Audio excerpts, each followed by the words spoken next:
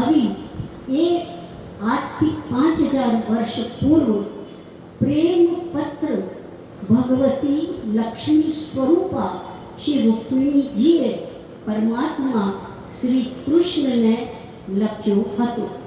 એટલે આમ તો જનરલી પુરુષો એ સ્ત્રીઓને લવ લેટર લખતા હોય છે, પણ અહીંયા તો એનાથી વિપરીત આ તો પુષ્ટિ છે ને. ગંગા જ્યારે સાગરથી મળે તો એ મર્યાદા છે, પણ સાગર જ્યારે ગંગાને મળવા માટે આવે એ પુષ્ટિ છે. પુષ્ટિ કાલાદિબાધિકા. પુષ્ટિ એટલે જે કાલ, કર્મ અને સ્વભાવ ત્રણેયને સબલેટ કરે, ત્રણેયને જ્યારે હટાવી દે એનું નામ છે પુષ્ટિ. એનું નામ છે અનુગ્રહ. પોષણમ તદ અનુગ્રહ. એટલે આ રીતે પુષ્ટિ એનું નામ છે. હવે ભાગવત જે છે એ પરમાત્માની ભક્તિ જ નથી શીખડાવતો, પણ ભાગવત સાંભળવાથી પરમાત્મામાં પ્રેમ ઉત્પન્ન થાય છે. જો પ્રેમ જે છે એ કોઈનામાં પણ ઓટોમેટિક ઉત્પન્ન થાય છે. પ્રેમ કોઈ જબરન તું મારાથી પ્રેમ કર એમ કોઈ જબરદસ્તી કરે તો પ્રેમ ક્યારે પણ ઉત્પન્ન થતો નથી. પણ પ્રેમને માટે બધી વસ્તુઓનો મુહૂર્ત હોય, પણ પ્રેમનો કોઈ પણ મુહૂર્ત હોતો નથી. વિવાહનો મુહૂર્ત હોય, બધી વાતનો હોય, તમે પ્લેનમાં બેસો તોય મુહૂર્ત હોય, લેકિન प्रेम माटे, कारण कि प्रेम हरि को रूप है। जो हरि प्रेम स्वरूप एक होय अद्वय यूल से जो सूरज अरुधूप एटले देर इज नो ज्योतिष फॉर प्रेम। शास्त्री जी खूब सारो ज्योतिष दियो पण प्रेमનું જ્યોતિષ નથી કે મારો આની સાથે ક્યારે પ્રેમ થશે, કારણ કે આ જ્યોતિષ છે ને એ પણ 14 પ્રકારની વિદ્યાઓ છે। એમાંથી ષડંગ એટલે કે શિક્ષા, કલ્પ, નિરુક્ત, વ્યાકરણ, છંદ અને જ્યોતિષ એ 6 વિદ્યાઓ છે। તો શાસ્ત્રીજી જ્યોતિષ વિદ્યા, પછી યજ્ઞ વિદ્યા અને ભાગવત વિદ્યા આ પ્રકારની અનેક વિદ્યાઓના પાસા શ્રી શાસ્ત્રીજી જાણે છે। પણ હું તો માનું છું કે જે મહાપ્રભુજીએ આપણને કહ્યું છે કે આપણો સૌથી મોટો જ્યોતિષ, આપણો સૌથી મોટો ગ્રહ, હું તમને સાચું કહું છું, ચંદ્રગોપાલજી મહારાજશ્રીએ પોતાની જન્મકુંડલી ક્યારેય નહોતા જોતા અને એને ફાડી નાખી હતી। અને એમણે શું કર્યો, પ્રત્યેક 12 ભાવની અંદર શ્રી કૃષ્ણ શ્રી કૃષ્ણ શ્રી કૃષ્ણ આમ 12 ભાવમાં લખી દીધા હતા।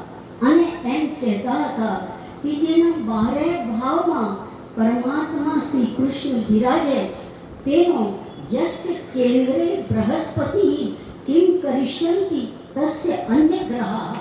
જેના કેન્દ્રમાં બૃહસ્પતિ હોય ને તેના પછી બીજા ગ્રહો શું બગાડી શકે। એટલે જેની જન્મકુંડલીમાં કૃષ્ણ જ હોય પછી એને પછી શનિનો, મંગળનો, રાહુનો, કેતુનો કોઈ પણ જપ કરવાની આવશ્યકતા નથી। શ્રી કૃષ્ણ શરણમ મમ જે મહાપ્રભુજીએ કહ્યું છે કે તસ્માત સર્વાત્મના નિત્યમ શ્રી કૃષ્ણ શરણમ મમ વદ વિવેક સતતમ સ્થેયમ ઇત્યેવ મે મતિ। તમે બસ આને જ જપો, આનાથી જ તમારું પરમ કલ્યાણ થશે। આ આપણો ગુરુએ આપેલો મંત્ર છે અને એ મંત્રને તમે સિદ્ધ કરો। અને સિદ્ધ કરવા માટે તમે જ્યારે શ્વાસ ખેંચો ને આમ તો બોલો શ્રી કૃષ્ણ, કાઢો ત્યારે બોલો શરણમ મમ।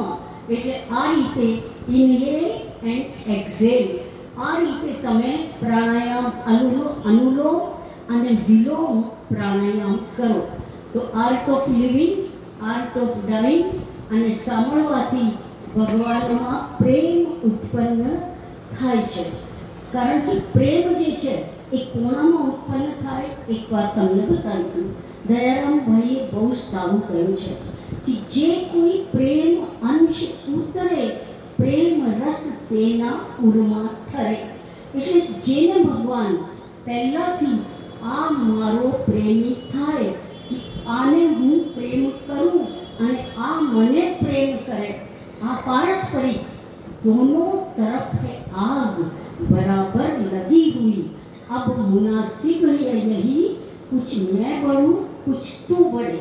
એટલે બંને બાજુ જ્યારે એક જ પરિસ્થિતિ હોય, જેમ રૂકમિણીજીને માટે રૂકમિણીજીને પ્રભુના ગુણો સાંભળીને અને પ્રેમ થયો, પણ જ્યારે સુદેવ નામના બ્રાહ્મણને મોકલ્યો ત્યારે પ્રભુએ શું કહ્યું? અરે હા બ્રાહ્મણ દેવ, હા વિપ્રદેવ, મને પણ રૂકમિણી વિના ભૂખ નથી લાગતી, નીંદ નથી આવતી, તરસ નથી લાગતી. હું કહેવા માટે નથી કહેતો, પણ આ મારી પણ સાચી સ્થિતિ છે. એટલે ભક્ત જેટલો ભગવાન માટે દોડે છે, ભગવાન એના કરતાં ફાસ્ટ ભક્ત માટે જો દોડે છે.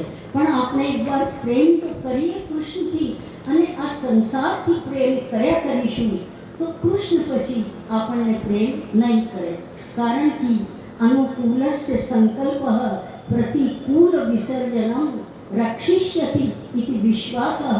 આવી રીતે કહેવામાં આવે છે કે ભગવાનને અનુકૂળ પ્રભુને શું ગમે છે એ પ્રકારે કોઈ પણ નવી છોકરી જ્યારે લગ્ન કરીને આવે તો સાસુ નણંદ એ બધાથી પૂછે કે ભાઈ એમને કઈ ચાય ભાવે, કેટલો મસાલો ભાવે, આ બધી વાતો પૂછો. બાદશાહ મસાલો નાખું કે નહીં નાખું, આ બધી વાતો પૂછે. ત્યારે તો જેવી રીતે એ પૂછે તો એવી રીતે ભગવાનને શું ગમે છે એ આપણને ભાગવતજી બતાવે, ગોપીજનો બતાવે, મહાપ્રભુજી બતાવે.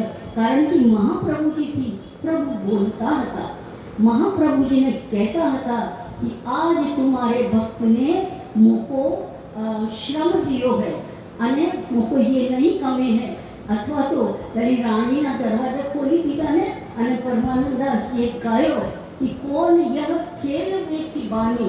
પેલી રાણીએ કહ્યું કે હું પડદામાં જાઉં તો महाप्रभुजीએ કહ્યું कि नहीं परमानंद ऐसे बोलो, भगवान को टोका नहीं जाता है, लेकिन ऐसे बोलो कौन यह खेल वे की बानी. अरे हाँ, भली यह खेल वे की बानी. भाई आप साकर बोलो तोय ठीक, पब्लिक ने आवा दो तोय ठीक, न आवा दो तोय आपनी इच्छा निज इच्छात करिष्यति. भगवान પોતાની ઈચ્છાથી પણ કરે અને ભક્તની ઈચ્છા જો સંસાર પરત્વે ન હોય તો અલૌકિક હોય તો ભગવાન ભક્તની ઈચ્છા પ્રમાણે પણ કરે છે. હવે એ આ ચારેક વાત થઈ. પછી ઘણીવાર કોઈની મૃત્યુ થાય અને એની પાછળ એટલે જેને જીવતા જીવ ભાગવત ન સાંભળ્યો હોય, પ્રભુનું નામ ન લીધો હોય, એટલે मौत का एक दिन मुअय्यन है, नींद क्यों रात भर नहीं आई, मरना तो एक दिन है ही. लेकिन जीते जी ये सब कुछ करो जिससे पीछे बैठ के बांस में बैठ के भागवत न सुनना पड़े और एक एक ग्रंथि बांस की टूटे.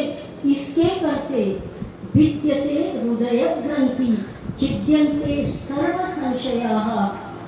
તો આ રીતનો આપણો શાસ્ત્ર બતાવે છે કે એક દિવસ જ્યારે આપણે 7 દિવસની સપ્તાહ સાંભળીએ, અને આપ કઈ વાર સાંભળી ગયા હશો કે દરેકને માટે આ 7 દિવસ છે, 7 દિવસમાં આપણે જવાનું છે.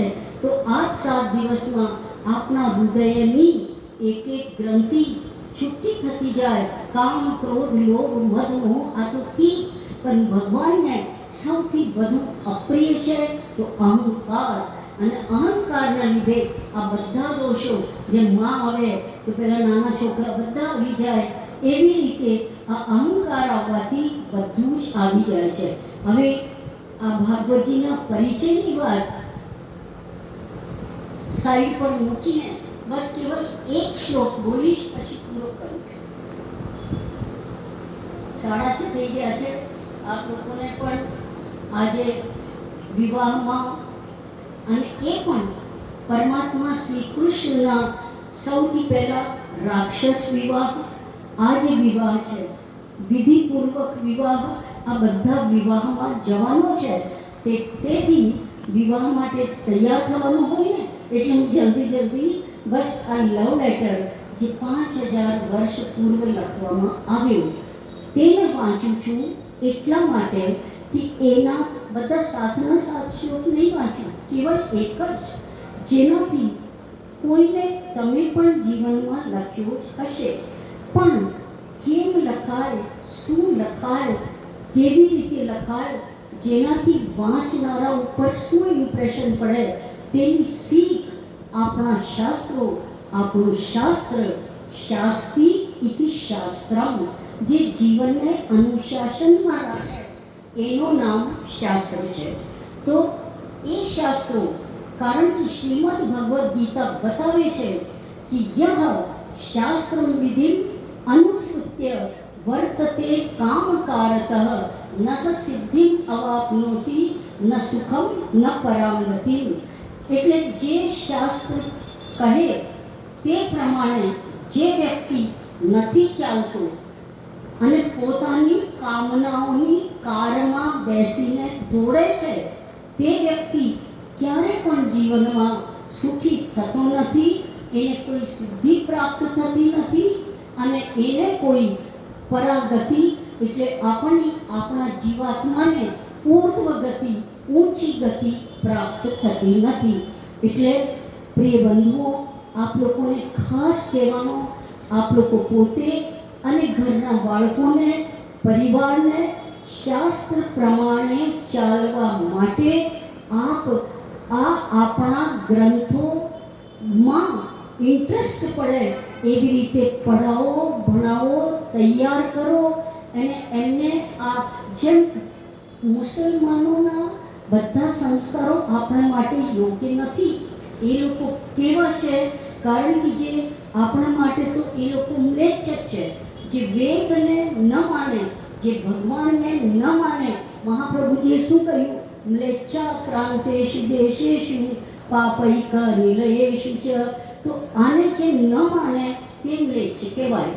તો જે લોકો નથી માનતા એવા મ્લેચ્છોની વાત નથી, પણ એ લોકોમાં એક ગુણ છે કે જ્યાં ભગવાનના નામ લેવાનો ટાઈમ થાય તરત નમાજ ભણવા બેસી જાય. અને એ લોકોના આટલા છોકરાને અગર પૂછો कि कुरान की आयातें बोलो, कलमे बोलो, तो એ લોકો ભલે ફારસી હોય, ઉર્દુ હોય, એને માટે પોતાની ભાષા શીખે. એટલે આપણે આપણા મૂળ ગ્રંથો જ્યારે સંસ્કૃતમાં છે તો આપણને એટલું તો આવડવું જ જોઈએ સંસ્કૃત. પંડિતને રાખો ગ્રુપમાં અને શીખો, જેનાથી તમે તમારી આંખે કોઈના બીજાના ચશ્માથી નહીં, કોઈ બીજો અર્થ બતાવે અને જાણો એ રીતે નહીં, પણ તમારી જાતે પંક્તિ ભણીને અને એનો અર્થ સમજી શકો. એટલી સંસ્કૃત તો આપણા વૈષ્ણવોને, અને જ્યારે મહાપ્રભુજીના બધા ગ્રંથો, શ્રી ગુસાઈજીના બધા ગ્રંથો, અને દશ દિગંત વિજયી શ્રી પુરુષોત્તમજીના 9 લાખ શ્લોકોનું સાહિત્ય, જેમાં 9 ભાગ મહાભારત થઈ જાય. એક મહાભારતમાં 1 લાખ શ્લોક, ભાગવતજીમાં 18,000 શ્લોક. તો બધું સંસ્કૃતમાં, દરેક કોઈ પોતાની ઈચ્છા પ્રમાણે અર્થ કરે. કારણ કે સંસ્કૃત એવો વિશાળ મતલબ ભાષા શાસ્ત્ર છે કે એનો કોઈ પણ અર્થ કાઢી શકે. તો આનો આ જ અર્થ છે. એનો નિશ્ચય જ્યારે મહાપ્રભુજી બતાવે છે તો આપને સાચું કહું છું, ભલે કોમ્પ્યુટર યુગ હોય, ભલે ગમે એટલા સોફ્ટવેર પેદા થતા હોય, એ આપણા જ લોકો કરે છે. લેકિન સંસ્કૃત કોમ્પ્યુટર માટે પણ સૌથી બેસ્ટ લેંગ્વેજ માનવામાં આવ્યો છે. અને જર્મની પણ એ જ કહે છે. ભલે તમે માનો કે ન માનો, you can research about my this talk. હવે એક શ્લોક શ્રી રૂકમણીજી કહે છે, જો બ્રાહ્મણ પત્ર લઈને જાય છે તો જેવો આપણો અંતર તેવા આપણા અક્ષર, જેવો આપણો ભાવ તેવી આપણી ભાષા, અને જેવો આપણો શીલ તેવી આપણી શૈલી. તો શ્રી રૂકમણીજીના પત્રમાં આ બધી જ વાતો આપને દેખાશે. હું એક આમે વાત જ્યારે હું જયપુર ગઈ ત્યારે પણ મારે સતીશ શર્માજીની કથા હતી અને રૂકમિણી વિવાહનો જ પ્રસંગ ચાલતો હતો. તો ત્યારે મેં આ એક વાત કહી હતી કે એક છોકરી આવી મેરેજ બ્યુરોની અંદર અને એને કહ્યું કે મુझे પતિ चाहिए. मतलब મેરેજ બ્યુરોમાં તો લખાવવાનું જ હોય ને कि पति चाहिए. तो पहला मानसे कहूँ कि बहन जी आप लिखाइए आपकी क्या क्या पसंद है. तो इन्हें कहूँ वो पढ़ा लिखा हो, ये हो, वो हो, ये तो सब बताया, स्मार्ट हो. पर जब मैं सर्विस को जाऊँ तो मेरे लिए गरम गरम चाय ले आए. जब मैं सर्विस से लौटूँ तो मेरा डिनर भोजन सब तैयार रखे. और जब बच्चे हो जाएं तो उन्हें खिलाने के लिए आप पहले की डोरी पकड़कर वो ही खिलाए. तो पहले मैरिज ब्यूरो वाला ने कहूँ कि बहन जी आपको पति चाहिए कि नौकर चाहिए. આપણે પતિને નોકર તરીકે રાખીએ છીએ કે મારું બધું જ કામ સંભાળે, એટલી બધી અપેક્ષાઓ કરીએ છીએ. જે વ્યક્તિ પોતાનું સમર્પણ પતિને કરતો નથી તેના જીવનમાં ક્યારે પણ સુખ આવતો નથી. સમર્પણ એટલે ત્યાગ.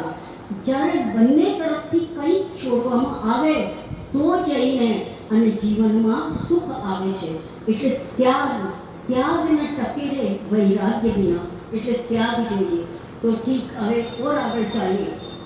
તો જીવનને સુખી બનાવવા માટે બંને ત્યાગ કરો. એકબીજાને માટે પારસ્પરિક ત્યાગ કરો. ભલે આજનો યુગ હોય તો પણ આ મારી વાત એપ્લિકેબલ છે કે બંને જણાએ ત્યાગ કરવું પડે. હવે શ્રી રૂકમિણી વાચે. શ્રુત્વા ગુણાન ભુવન સુંદર શૃણ્વતાં તે નિર્વિશ્ય કર્ણ વિવરૈર હરતોંગતાપમ रूपं दृशां दृशिमतां अखिलार्थलाभं त्वय्यच्युता विशपि चित्तमपत्रपं मे. આવા 7 શ્લોક ચિંતા નહીં કરતા, હું કદાચ એક જ લાઈન લઈશ, કારણ કે આ 7 શ્લોકોમાં સપ્તપદીની જેમ શ્રી રૂકમિણીજીએ પોતાના સ્નેહ સૂત્રમાં પરમાત્મા શ્રી કૃષ્ણને બાંધ્યા છે. ત્યારે શ્રી રૂકમિણીજીએ સંબોધન આપ્યો ભુવન સુંદર. ચંદ્રગોપાલજી મહારાજશ્રી હંમેશા ભુવન સુંદરને ટ્રાન્સલેટ કરતા હતા કે ઓ હેન્ડસમ મિસ્ટર યુનિવર્સ.